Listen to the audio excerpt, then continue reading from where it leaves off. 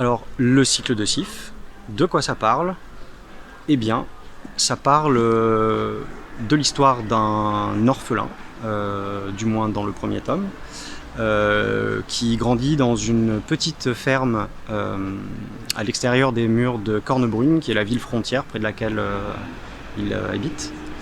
Il y habite avec trois autres enfants, justement, dont Brindy, qui est la seule fille du groupe, qui joue un peu un rôle de mère de substitution, du fait qu'elle est un peu plus âgée, aussi un peu de grande sœur, mais peut-être aussi d'intérêt amoureux. Enfin, c'est pas hyper évident, quoi. En gros, Sif, à cette époque, il a 8 ans.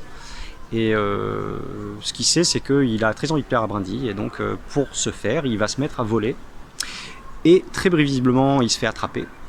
Et de là, en gros, on lui laisse le choix entre perdre la main ou travailler pour la garde. Et donc, il choisit assez logiquement la seconde option. Et de là, en gros, il se fait embarquer dans les intrigues politiques qui secouent la ville de Cornebrune et qui découlent elles-mêmes en fait d'un contexte plus global qui est la désintégration politique d'un très jeune royaume et le retour des cités-États qui la composent à leur tradition d'indépendance.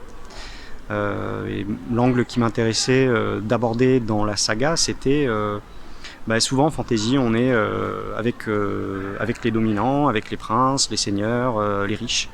Et là, on est à l'inverse avec vraiment le tout bas de la pyramide sociale, avec les mendiants, les vagabonds et les paysans. Et ça m'intéressait de raconter leur histoire, en fait, l'histoire des gens qui subissent justement les décisions que prennent les gens au-dessus d'eux. Voilà.